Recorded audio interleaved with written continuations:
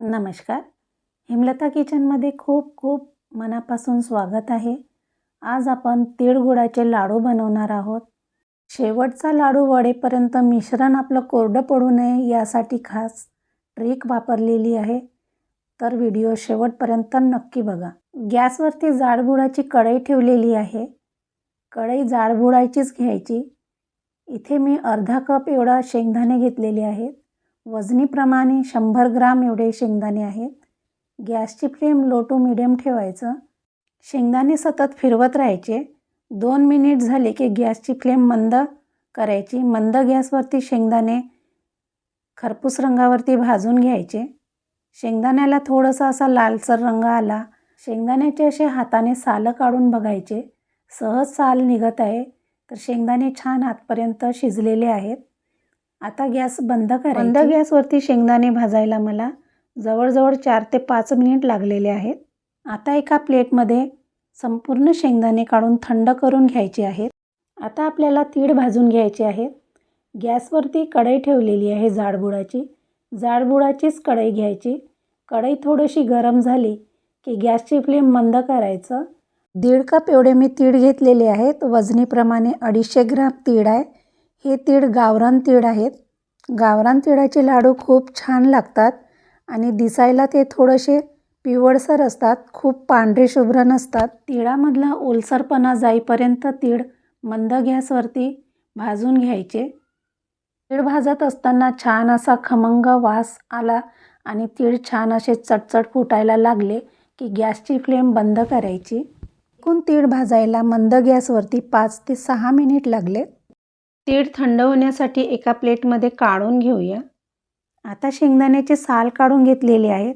साल काढलेले शेंगदाणे खलबत्त्यामध्ये जाडसर कुटून घ्यायचे. मिक्सरला फिरवायचं नाही. असे जाडसर शेंगदाणे असले की लाडू खाताना खूप छान लागतात. आता कढईमध्ये गूळ टाकून घ्यायचा आहे. कढई थोडीशी गरम झाली की मंद गॅसवरती आपल्याला गुळाचा पाक बनवून घ्यायचा आहे. इथे मी 1.5 कप एवढं गूळ घेतलेलं आहे. वजनीप्रमाणे 250 ग्राम गूळ आहे. तिळाचं प्रमाण पण 1.5 कपच होतं, म्हणजे वजनीप्रमाणे 250 ग्राम. 1 चमचा एवढं तूप घालून घ्यायचं आहे. साजूक तूप घातलेलं आहे. आता मंद गॅसवरती गूळ वितळेपर्यंत गुळाला छान असं फिरवत राहायचं. इथे मी साधाच गूळ घेतलेला आहे. चिक्कीचा गूळ वापरलेला नाही. गूळ घेताना चांगल्या क्वालिटीचं गूळ घ्यायचं. भुसभुशीत असा गूळ घ्यायचा नाही. थोडासा चिकट असलेला गूळ पाहून घ्यायचा आहे. आता 5 ते 6 मिनिटानंतर गूळ छान असं वितळलेलं आहे. गूळ चिरून घेतल्यामुळे गूळ पटकन असा वितळला जातो.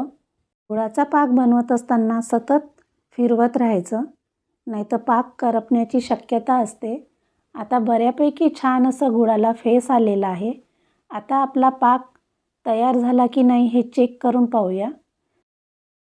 पाक चेक करण्यासाठी एका भांड्यामध्ये पाणी घ्यायचं, थंड पाणी घ्यायचं आणि थंड पाण्यामध्ये जो आपण पाक तयार करून घेतलेला आहे त्याच्यातले 10-12 थेंब असे पाण्यामध्ये टाकायचं आणि लगेचच चेक करायचं नाही.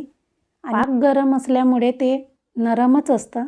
तर थोड्या वेळाने आता आपण जे पाण्यामध्ये टाकलेला पाक चेक करून पाहूया. आता बोटाने असं टाकलेला पाक जमा करून पाहायचं. असं जेलीसारखं जर तयार होत असेल तर अजून पाक आपला तयार झालेला नाही. असे तारं निघत आहेत, अजून पाक तयार झालेला नाही. परत 2 मिनिटासाठी फिरवून घ्यायचं आहे. गॅसची फ्लेम मंदच ठेवायची आणि सतत फिरवत राहायचं आणि 2-2 मिनिटांनी पाक असा चेक करत राहायचं. जर जास्त वेळ झाला तर पाक कडक होण्याची शक्यता असते. लाडू कडक होऊ शकतात.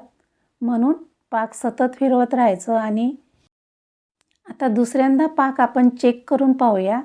पाण्यामध्ये 10-12 थेंब टाकायचे आणि थंड होऊ द्यायचं पाकाला. पाक चेक करेपर्यंत पाक पुढे जाण्याची शक्यता असते. तर गॅसची फ्लेम बंद करायची आणि पाक चेक करून पाहूया. असं छान पाकाची गोळी तयार होत असेल तर पाक आपला तयार झालेला आहे. अजून एक ट्रिकने पाक चेक कसा करायचा ते पाहूया. वाटीमध्ये असा हलकासा आवाज येत असेल, अगदी योग्य असा पाक तयार झालेला आहे. आता आपण जो पाक तयार करून घेतलेला होता त्यामध्ये भाजून घेतलेले गूळ आणि शेंगदाणे टाकायचे आहेत आणि पटापट असा हात चालवायचा आहे. इथून मात्र हात असा पटापट चालवायचा आहे, कारण मिश्रण लवकर कोरडं होण्याची शक्यता असते. जर मिश्रण कोरडं झालं तर आपले लाडू पण असे पटापट वळले जाणार नाही. पाहू शकता मिश्रणाचा खूप छान असा एकसंध गोळा तयार झालेला आहे. तर लाडू वळण्यासाठी प्लेटमध्ये मिश्रण काढून घ्यायचं आहे. एका छोट्या चमच्याने मिश्रण एका प्लेटमध्ये काढून घ्यायचं आहे, म्हणजे एकसारखे लाडू वळले जातात आणि हाताला पण चटके बसत नाही आणि मिश्रण पण आपलं थंड होत नाही. तर एका प्लेटमध्ये, ज्या प्लेटमध्ये आपण मिश्रण काढलेलं आहे ते प्लेट मिश्रणावरती झाकून घ्यायचं आहे. लाडू आपल्याला शेवटपर्यंत वळता आले पाहिजे, यासाठी आपण एक ट्रिक वापरणार आहोत. असं उकळतं गरम पाण्यामध्ये मिश्रणाची कढई पाण्यावरती ठेवायचं, म्हणजे शेवटचा लाडू वळेपर्यंत मिश्रण असं आपलं मऊसूदच राहणार आणि हाताला चटके बसू नये म्हणून माझ्याकडे एक अशी बर्फाची बॅग आहे. बर्फ लावून घ्यायचा आणि पटापट असे लाडू वळून घ्यायचे. लाडू पण खूप छान असे वळले जातात आणि हाताला पण चटके बसत नाही. तुमच्याकडे जर अशी बॅग नसेल तर एका कापडामध्ये बर्फाचे तुकडे घ्यायचे आणि हाताला बर्फ लावून घ्यायचा, म्हणजे पटापट असे लाडू वळले जातात आणि हाताला पण चटके बसत नाही. तुम्ही एकदा नक्की असा ट्राय करून पहा. लाडू खूप पटकन असे वळले जातात. तेल तूप हाताला लावायची गरज पडत नाही. अशाच पद्धतीने आता बाकीचे लाडू वळून घेऊया.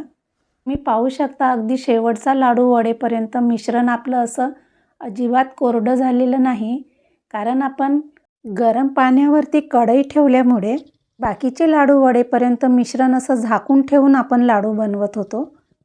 त्यामुळे शेवटचा लाडू वळेपर्यंत मिश्रण असं मऊसूदच आहे. अगदी शेवटचा लाडूसुद्धा सहज वळला जात आहे. तर तुम्ही ही ट्रिक नक्की वापरा. त्या पद्धतीने आपण संपूर्ण लाडू वळून घेतलेले आहेत. आपण ज्या ट्रिक्स आणि पाक बनवण्याची पद्धत वापरली आहे त्यामुळे आपले लाडू योग्य पद्धतीने अगदी मिश्रण वाया न जाता खूप सोप्या पद्धतीने लाडू वळून झालेले आहेत. मी तुम्हाला एक लाडू तोडून दाखवते. अजिबात लाडू कडक झालेली नाहीत, एकदम असे मऊसूद लाडू तयार झाले आहेत. आपले वयोवृद्धसुद्धा सहज खाऊ शकतील एवढे सुंदर खुसखुशीत लाडू तयार झाले.